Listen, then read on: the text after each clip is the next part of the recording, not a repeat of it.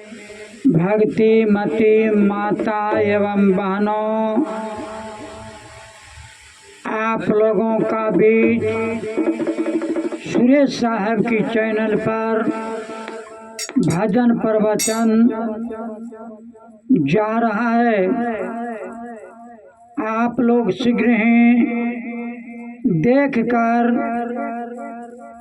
और सब्सक्राइब अवश्य ही कर देंगे। कहा है सांच की बराबर दुनिया में तप नहीं है, और झूठा की बराबर दुनिया में पाप वैसा नहीं है।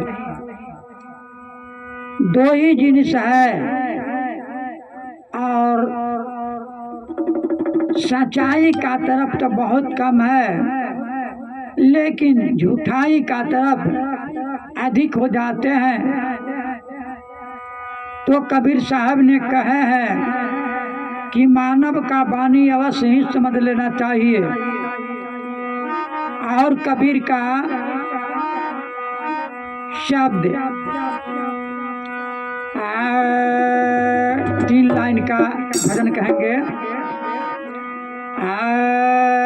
शब्द बानी हो भैया, मानव बानी हो भैया, मानव बानी हो भैया, मानव बानी हो भैया, मानव बानी हो भैया। ए लागी कबीर के बानी, ए लागी कबीर के बानी, ये है चेतानी है भैया।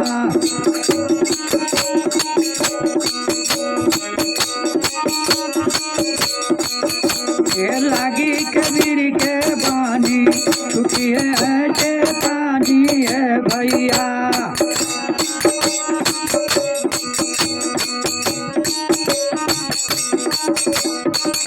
कबीर की वाणी से बाण ऐसा है कि शरीर की मैल जैसे साबुन से छूट जाता है, वैसे शब्द से ही छूट जाते हैं। दूसरे लाइन में कहे शब्दे बानी हो भैया, शब्दे बानी हो भैया,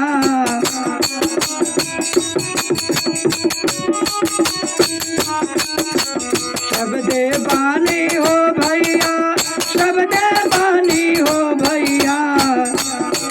ए लागी शब्द के बानी, ए लागी शब्द के बानी, तुझे वेद पानी हो भैया। लागी शब्द के बानी, तुझे वेद पानी हो भैया।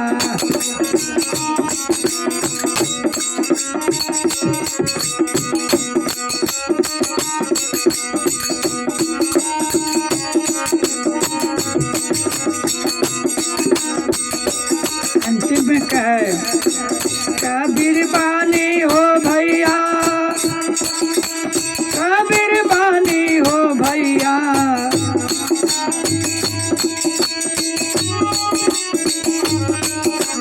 कबीर बानी हो भैया, कबीर बानी हो भैया। लागी शब्द के बानी, छुट्टी है चेतानी हो भैया। लागी कबीर के बानी, छुट्टी है चेतानी हो भैया। लागी कबीर के बानी।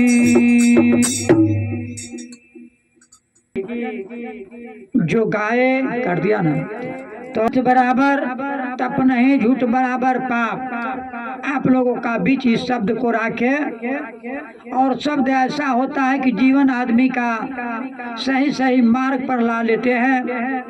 तो एक जो है चोर था, बेचारा निस्दिन चोरी करता था, और गुरु कहते थे कि तुम दीक्षित हो जाओ, कंठी माला धारण कर लो। कहा कि गुरुजी हम तो नित्य प्रतिदिन जो है चोरी करते हैं, तो कैसे कंठी माला लेंगे। कहे कि देखो तुमने सांच बोल देना, सांच सांच ही बोलना। कहा कि ठीक है गुरुजी ऐसा कहते हैं, तो हम झूठा नहीं बोलेंगे, साचे बोलेंगे। तो ठीक है, साच बोलेगा तो आओ तुमको जो है दीक्षित कर देते हैं। तुरंत उसको बुला करके और दीक्षित कर देते हैं और तिलक फोटा भी लगा देते हैं। और लगा लिया बेचारा। शाम पड़ा तो सोचा कि गुरुजी तो कहे हैं सच्चा बोलने का लिए, चोरी नहीं करेंगे तो हम कैसे खाएंगे। ठीक है, सच्चा तो बोलना ही है, चोरी भी करेंगे तो सच्चे बोलेंगे। क्या किया, वह चोर रात को राजा की दरबार में चला गया। अब जा रहा है तो सर सिपाही पूछा कि तुम कौन हो। कहा कि हम चोर हैं। सर सिपाही मन में सोच लिया चोर तो ऐसा नहीं बोलेगा, हो सकता है कोई कर कुटुम होगा।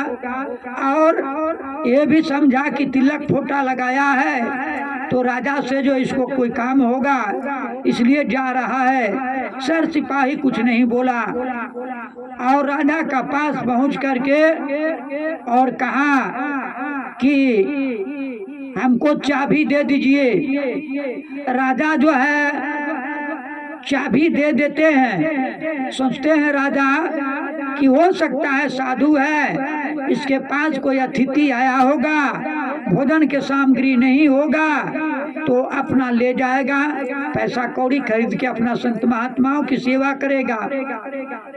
और चाबी दे देते हैं। चोर गया, 3 थैला सरफी निकाल लिया और फिर जो है राजा के आकर चाबी दे देते।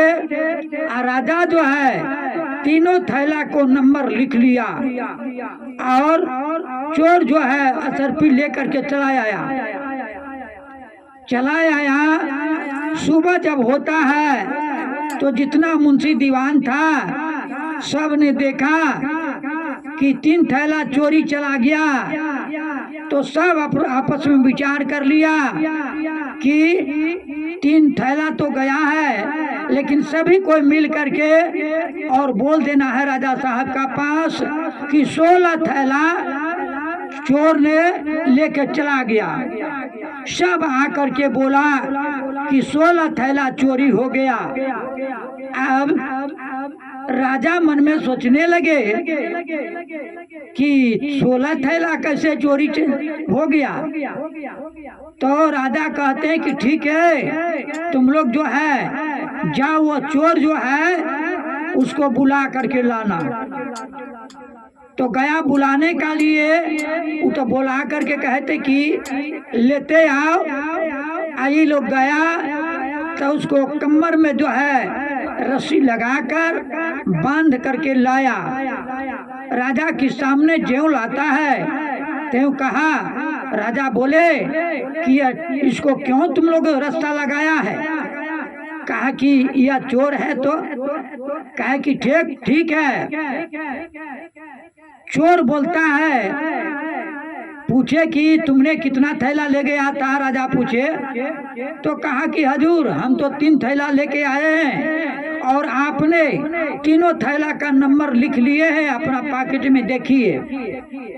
तो राजा जो है पॉकेट में हाथ देते हैं तो सही जो है 3 थैला जो ले गया था चोर, वही जो है देखा कि 1 नंबर 2 नंबर 3 नंबर का थैला जो है चोरी गया है। सब कहने लगा कि जब 3 थैला चोरी गया तो तुम लोग 16 थैला कैसे कहता है कि 16 थैला चोरी चल गया। इसलिए वह सभी को डांट फटकार राजा ने किए और कहे कि जाओ, तुम लोग की जैसा नौकर की काम नहीं है, जाओ निकलो। हमारा काम करेगा या चोर ही करेगा। जिसको आप लोग चोर कहते हैं यह सच्चाई बोला कि 3 थैला हम ले गए हैं। अब वास्तव में हमारे पॉकेट से निकला तो 3 थैला का नंबर निकला। आज तुम लोग कहता कि 16 थैला चला गया, इसलिए डांट फटकार कर वो सब नौकर को हटाकर और सच्चा बोलने वाला चोर को अपना यहाँ रख लिए। तो सांच बड़ा जो है, सांच का बराबर तप दुनिया में कोई चीज नहीं है। इसलिए सच्चा बोलने से आज राज दरबार में उसको जो है जगह मिल गया। बोलिए सदगुरुदेव की जय।